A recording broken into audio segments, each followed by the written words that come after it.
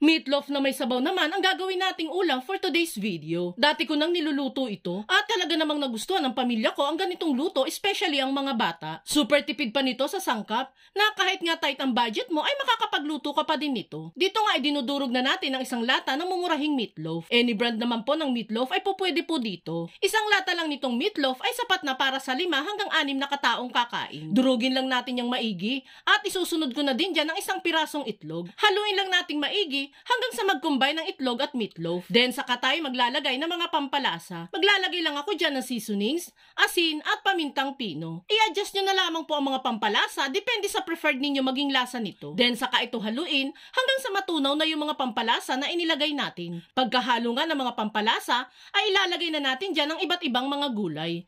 Uunahin ko na dyan ang sibuyas at bawang na hiniwalan po natin ng pino. Next naman natin dyan ang pinong onion leeks, pinong malunggay at shredded carrots. Kapag meron namang malunggay sa mga kapitbahay ninyo guys, hingi-hingi na lamang po kayo para hindi na kayo bumili pa sa palengke. Magkano din kasi ang isang bungkus niyan eh. Yung carrots naman po ay ginamitan ko lang ng panggadgad ng keso para mas madali nating mapino at hindi na tayo maghiwa-hiwa pa.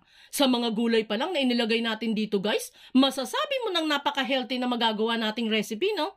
Pagkahalo nga natin ng mga gulay dito, ay maglalagay naman tayo ng paunti-unting harina para mas maging buo at easy to mold itong mixture natin. At kung nakaabot ka sa part ng video natin ito, it means na interesado ka sa meatloaf recipe na sinishare natin ngayon. At kung sakali pong magugustuhan mo ito, pwede po bang pakipusuan mo naman ang video natin? At mag-iwan ka na din po ng comment na, Yummy Meatloaf Recipe! Maraming salamat po! Dito nga po ay nakagamit tayo ng 5 tablespoon ng harina para sa ating mixture. And ganito na po ang magiging consistency niyan after nating mahalong maigi. Masyado na siyang sticky na halos hindi na mahulog sa tinidor.